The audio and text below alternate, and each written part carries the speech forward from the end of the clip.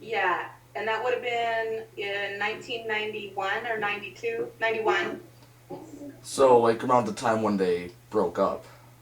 I did see the Pixies that year, and it was probably their last tour. And Where did you see them? I saw them at a little club called the Blue Note in Columbia, Missouri.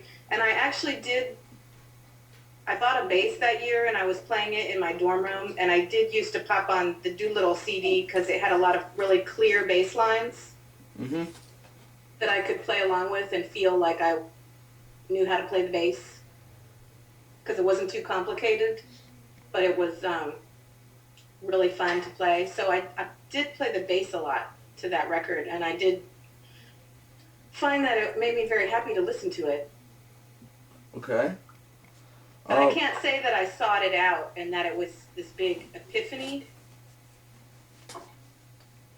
but the first Frank Black solo record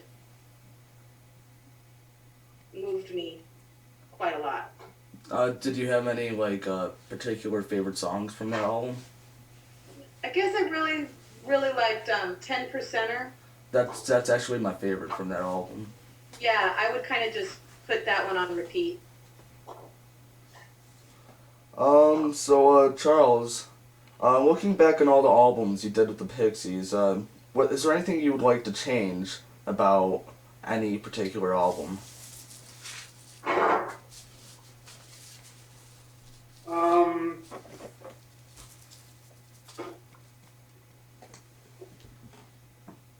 Not really. I mean, because records document what's going on in your life at the time, including what your artistic abilities are, or whatever, or your artistic associations with other producers or engineers or whatever. And then, it's a document. And so, if you don't love the way that something came out, it's okay to have regret about it, but I don't think I would have so much regret that I would want to have to do it over again or anything like that.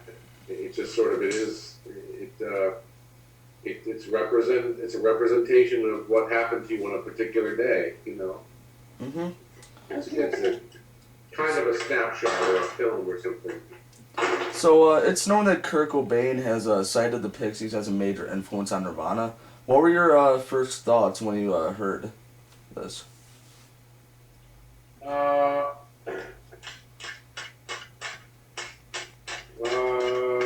I guess I've never really thought about it that much. I mean, he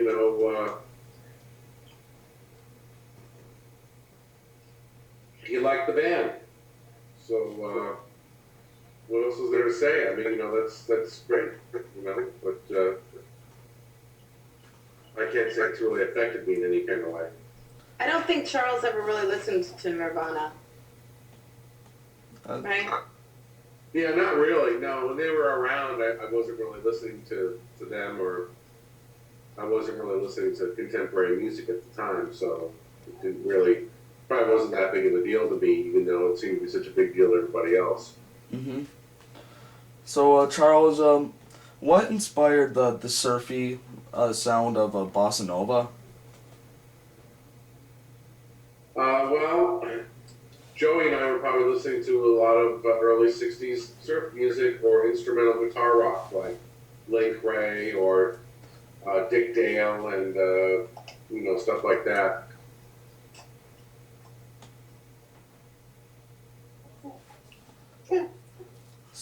Violet.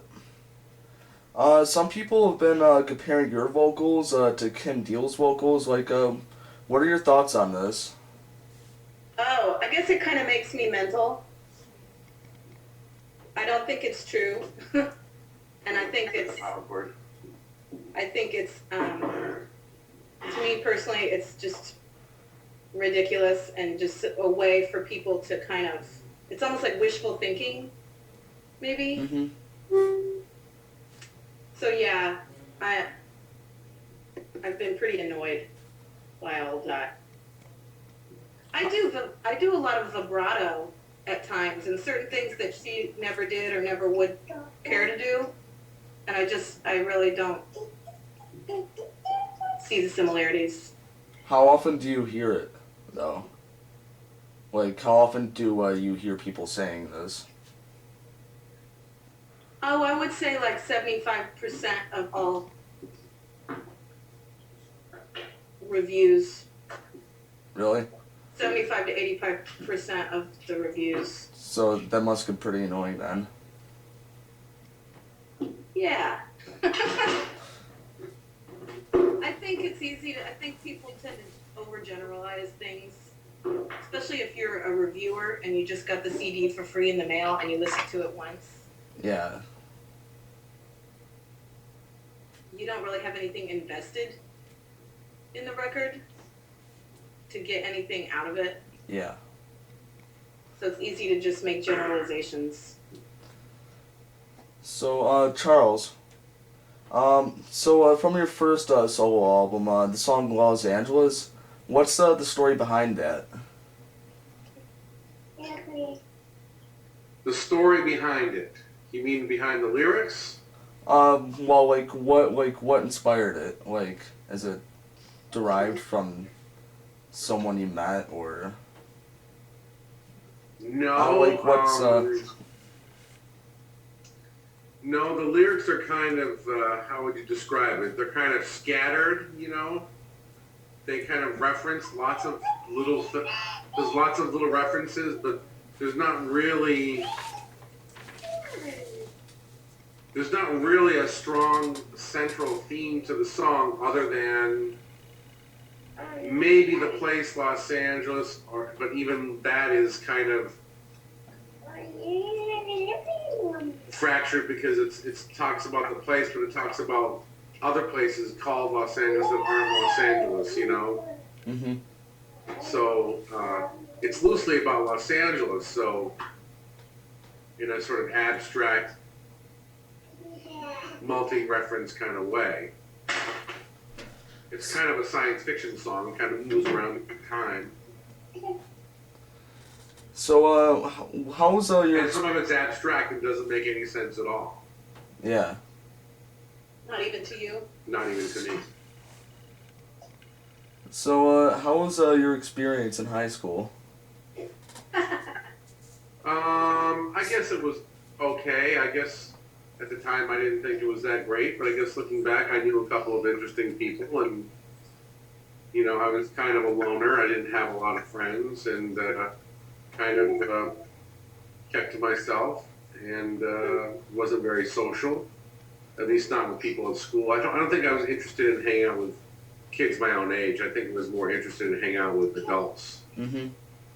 Teenagers kind of, at the time, anyway, I just didn't care for it, you know. It was kind of, I kind of thought they were kind of boring or something.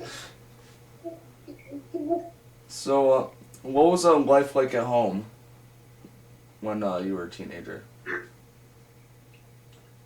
Well, you know, I had some younger brothers, and we weren't necessarily poor, but we weren't rich. You know, we always had food in our house, but we didn't really have a lot of extra money.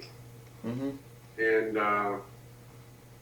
you know, as a teenager, I got to pursue what I was interested in, which was playing the guitar and listening to records. And you know, we used to just go out a lot to on our bikes and our skateboards and roam around town and just kind of hang out. And I guess that was one of our main activities, was just kind of cruising around on our bikes or skateboards and going to the beach or jumping on the bus, you know, and just typical hanging around teenager kind of stuff. But I guess as soon as I could drive, I was borrowing someone's car to go out and see the world, I guess, you know, try to Mm-hmm. go to record stores and bookstores and hang out in places like that, you know. I wasn't involved in anything like drinking or drugs, so that was not part of my growing up. So, what was the first song that you ever written or wrote? I don't remember the name of it, but I think it was a song about the Beatles when I wrote when I was about 12.